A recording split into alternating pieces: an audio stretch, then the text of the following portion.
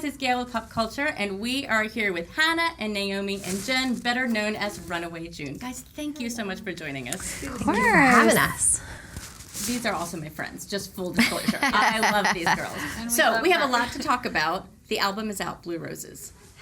We have talked about this album for, I think, 3 years now. So talk about how it feels now that it is out. It feels so good to tell you that it's out because every time we talk to her, she's like, so is this album actually happening? I'm like, yes. So it's out. It's out. It feels amazing. Yeah. It feels like we have the album that we're ready to let fly. You know, we're kind of just like waiting to see what everybody thinks now, but it's like it's out, and it feels really good to be like, okay, we're finally done. All of that work is like in a little package, and it's out there. Now, you guys wrote some of the songs, but you also had some outside songs with some really, really amazing songwriters. Can you talk a little bit about that process of writing the songs and also picking the songs? Yeah, I mean, it's such an honor when these huge hit songwriters are playing you their songs and wanting you to sing them. And so we have Fast As You, which Dwight Yoakam wrote. It's one of our favorite songs ever. And he's obviously an extremely talented songwriter. But then there's one that stands out for all of us, I think, and it's called We Were Rich. And it's Ross Copperman, Ashley Gorley, and Nicole Gallion. Wow. And the song is just so beautiful, and we had been in a pitch meeting and we were kind of tired because we'd been listening to a ton of songs, and then all of a sudden they played that song and it just like hit us, and all of us said, oh my gosh, play it again, and we just loved it. And I think that's kind of how we've chosen the outside cuts, is something will just really reach out and grab your heart, and that's like right when away. you know. How many songs did you guys go through? Do you have any idea? Because I know this was a really long process. Yeah, hundreds. Hundreds. It's been 4 years really that we've been writing for this album. So, gosh, in that process, I mean, like countless pitch meetings, and in each meeting, I mean, they probably play you 20 per meeting, and we've had a million. So, yeah. How likely is it that you will all agree on a song? If it's gonna make the album, like all the ones that are on the album, we all agreed on those, because it really is. It's like you hear so many things, and it's the ones that really just like grab all of you right away. Then we know it's the one. You know. We really have never heard a song that one of us was like, oh my God, that's our song, and the other two were like, no. You know, we've never been really far off. I think it's because when we're in a pitch meeting, we're all looking for a spot to fill. Like, we know what kind of a song we're looking for. We all really have the same taste in music. We're looking for the same pieces of the puzzle. It's really good to be in that mindset together, and I think we've always had that. So we've never been like super off kilter. I think there's been a couple where it was like, oh my gosh, we really like this, and someone else is like, all right, I'm gonna listen again. Mm-hmm. But it's never been like, oh, what? Ever. Let's talk about the title track, Blue Roses. That's a really emotional song, and I know you co-wrote it.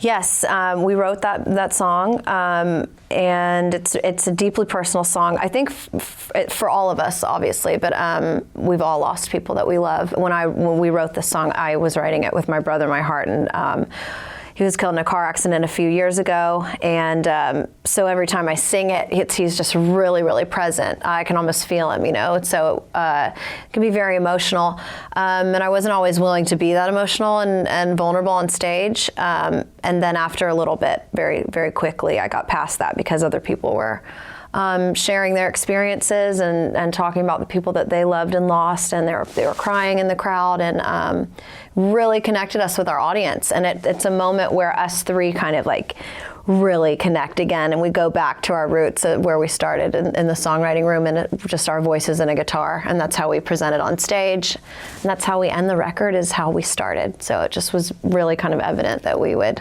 name it Blue Roses after that song that really kind of like brought us to be who we are now. And I want to get to you on stage, but before we get to that, let's talk about the cover art on Blue Roses. Oh, good idea. Would you like to tell us where that came from? I would. So Hannah's dog is amazing. Like, those elephants that paint?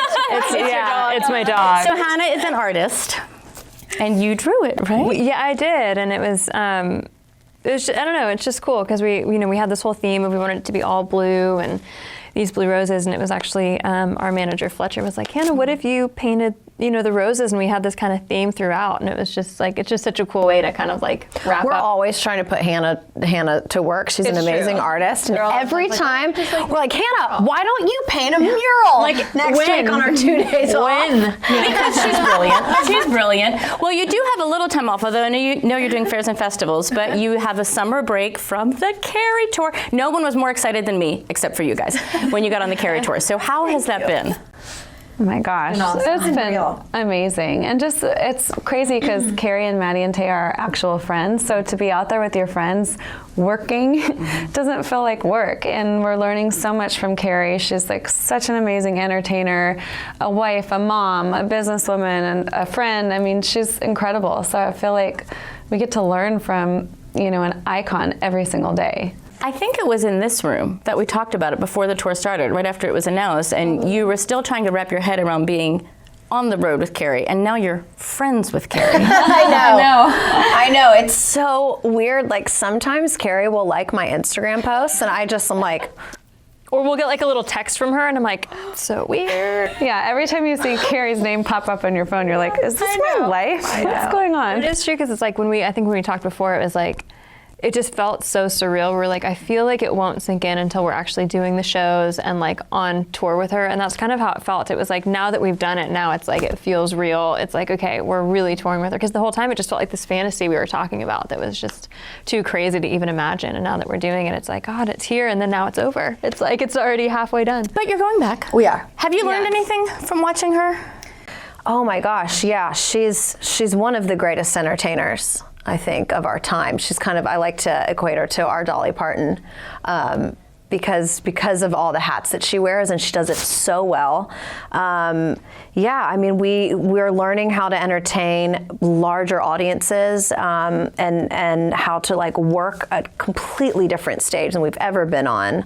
The way that she's put her crew together, keeping all of those people happy and working, and she has a family out there. She's an actress, a songwriter, a producer, a businesswoman. She's being around someone like that, you can't help but absorb their energy and learn from them. And she is so professional. Mm-hmm. She is always on time. She shows up for everything. She goes above and beyond, and she knows what's going on. Singing at full level. Yeah, she's just such a professional, and I feel like that's like, we're like, wow, that's how she got there, because she's a professional and she works harder than everybody else. And those babies are really cute. Babies are so babies are adorable. We're in love. We see them every day in the hall, and it's always like, no matter what anyone is doing, the second you see one, you just run over and you give them a hug. I mean, they're just like the squishiest little one. Yeah. Okay, before I let you go, we have to talk about Buy My Own Drinks. Guys, top 20. I know. And let me get this right. It's the first, I just said this, it's the first top 20 single by a female trio in like 14 years, right? Yeah, it's crazy. You guys. So crazy, I know.